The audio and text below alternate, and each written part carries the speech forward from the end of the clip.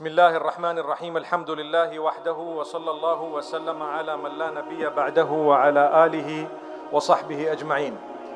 My brothers and sisters, we commenced the recitation of Suratul Khaf, which is a surah that is sunnah to recite on a Friday. And there are many lessons to be drawn from this beautiful surah. I want to spend 5 minutes explaining to you two of the aspects that we have recited in the first units of our Taraweeh prayer for this evening. Number one, the name of the surah is derived from a cave in which a certain group of youngsters went, and they were running away from the adverse environment and society and the tyrant rulers and so on, because they were unable to practice and fulfill and uphold their faith. So they decided to go to a place that would be safe for them, where they would be able to practice their faith at least. And so they went into this cave, not realizing that Allah had an amazing plan, a plan that would later be mentioned thousands of years later to us. And we would learn a lesson from it, that when they went in order to earn the mercy of Allah, and they made a dua to Allah subhanahu wa ta'ala to grant them protection, to have mercy on them, and Allah granted them that protection, and Allah Almighty had mercy on them. So you and I, when we ask Allah truly to have mercy on us, to protect us, to help us uplift and uphold the basics of our faith, Allah will grant that to you and I when and if we are genuine and sincere.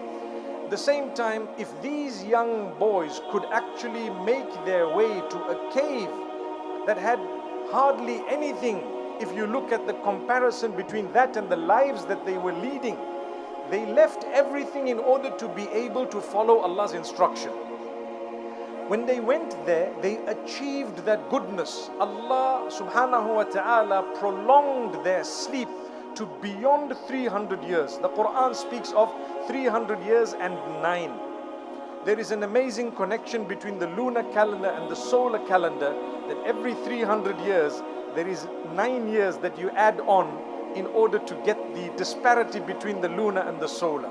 That having been said, look at how Allah Almighty restored them, blessed them, gave them goodness, mentioned them in Revelation up to Qiyamah. May Allah Almighty grant us that goodness.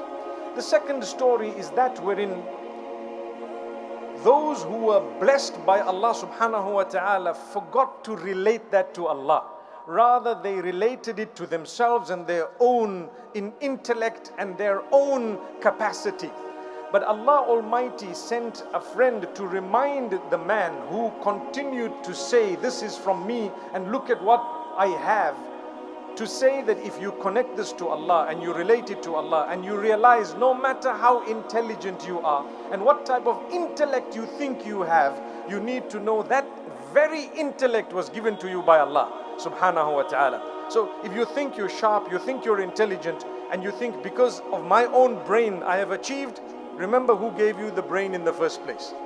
And this is why always when there is something good that you notice about yourself that Allah has blessed you with, it is important to relate it to Allah, MashaAllah, Tabarakallah, and in that way you will achieve lots of goodness and lots of barakah and blessings in what Allah has bestowed upon you.